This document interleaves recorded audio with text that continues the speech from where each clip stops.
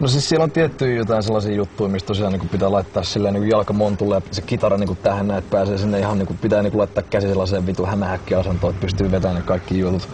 Mutta esimerkiksi tää Hunch Me I Bleed, mikä on itse asiassa ensimmäinen kerta, kun sitä vedetään koskaan livenä, niin siellä mennään aika perkeleen korkealta. Varmasti yksi tämän bändin sukseimmista jutuista on just se, että on skarppeja sooloja ja soitto sujuu. Ja just, että siinä on myös tekniikkaa ja tollaista. Kyllä se kiehtoo tietysti. Ja niin se kiehtoo itseäkin silloin, kun olisi kirja. Vieläkin. Kyllähän noin kitaralehtiä menee kaupaksi ja kitaroita menee. Ja, Se oli vaan siinä yhdessä vaiheessa, kun 80-luku oli täynnä niin kaikki niin käsittämättömän hirviömäisiä kitarasankareita.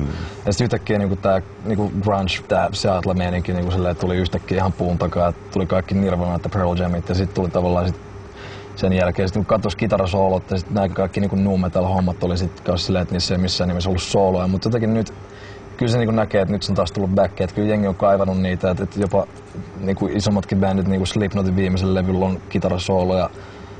Disturbedin viimeisimmällä levyllä on kitarasooloa ja jollain seuraavalla Kornillakin kai pitäisi olla tai jotain. Että kyllä se jotenkin nyt, varsinkin tuolla Jenkeissä kun on kiertänyt, niin siis monet on tullut sanomaan jo, että hei kiitti kun toitte kitarasoolot takaisin niin tähän metalliskeneen. En mä tiedä, tuskin me nyt siitä mitään kredittiä voidaan, ainakaan tollaista kredittiä ottaa, mutta siis silleen, että se nyt vaan mun mielestä tavallaan todistaa sen, että kyllä jengillä on ollut sitä ikävää siinä mielessä, että kyllä se nyt kumminkin on osa metallia, siis tää kitarasoolomeininki.